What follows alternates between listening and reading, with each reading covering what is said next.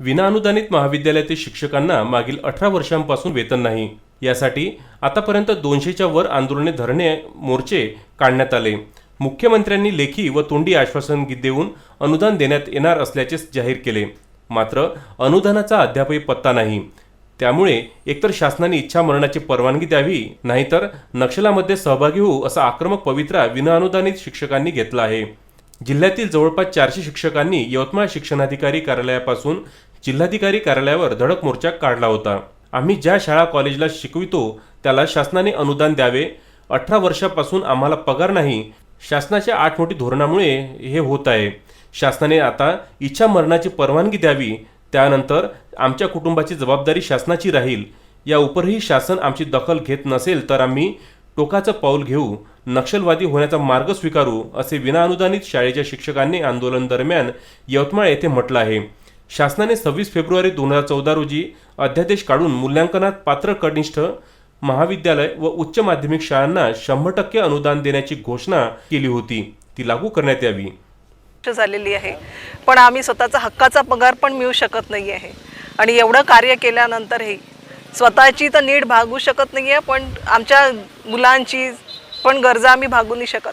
प्रत्येकजण विचारते की तुम्हाला पगार कधी येईल, कधी तुम्हाला मिळणार आहे, पगार तुला कधी मिळणार, अशी जेव्हा मुलं म्हणते तेव्हा एक गोष्टीची ती खंत वाटत असते की का बरं बा आपण त्यांचं काहीच बेसिक नीड्स पूर्ण करू शकत नाही, हे एक खंत आहे।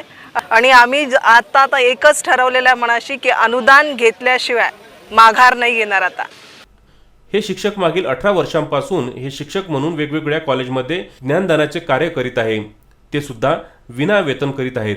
आता सरकारने यावर भूमिका घ्यावी म्हणून यवतमाळ येथे विनाअनुदानित शाळा शिक्षकांचे आंदोलन केले।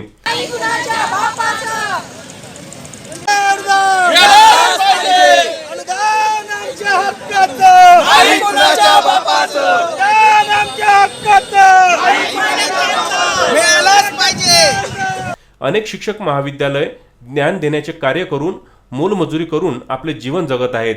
या शाळेतल्या विद्यार्थ्यांना शिकवताना शेतात मजुरीला जाण्याची वेळ या शिक्षकांवर आली आहे। या आंदोलनाच्या दरम्यान गोंदिया जिल्ह्यातील केशव गोवाडे या शिक्षकाने 15 ऑगस्ट रोजी आत्महत्या केली। त्यामुळे शासनाने तातडीने याची दखल घेत विनाअनुदानित महाविद्यालयांना अनुदान देण्यात यावे, अन्यथा इतर शिक्षकही निराशेच्या गर्तेत जाऊन आत्महत्येचा मार्ग स्वीकारल्याशिवाय राहणार नाही, या भूमिकेत आता पोहोचले आहेत। त्यांचा कायम शब्द 26 फरवरी 2014 मध्ये निघाला आहे। त्यानंतर शासनाने 20%, 40%, 80%, 100% अशा प्रकारचे अनुदान देतो वा असं घोषित केलं होतं, परंतु अजूनही आजपर्यंत आमचा अनुदानाचा प्रश्न मिटला नाही। आणि त्यानंतर आम्ही जे जवळपास 200-250 आंदोलन केले तरीसुद्धा या शासनाला जाग आला नाही, म्हणून आम्ही डायरेक्ट प्रत्यक्ष मुख्यमंत्र्यांची भेट घेतली आणि मुख्यमंत्र्यांनी लेखी आदेश दिले शिक्षण मंत्र्याला, शिक्षण मंत्र्यांनी आदेश दिले सचिवाला, परंतु अजूनही आमची फाईल कॅबिनेटमध्ये समोर आलेली नाही। त्यासाठी त्यांना प्रशासकीय जबाबदारी स्वीकारण्यासाठी आम्ही त्यांना जाग आणण्यासाठी शासनाला व प्रशासनाला आम्ही महामोर्चाचं आयोजन केलं आहे। आणि या कॅबिनेटमध्ये जर समजा आमचा मुद्दा समोर आला नाही आणि आम्हाला JR निघाला नाही तर आम्ही इथून समोर दुसऱ्याच दिवशी आम्ही मुंबईला आझाद मैदान येथे धरणे आंदोलन देणार। यवतमाळ येथून ज्ञानराज धोरे यांचा हा वृत्तांत।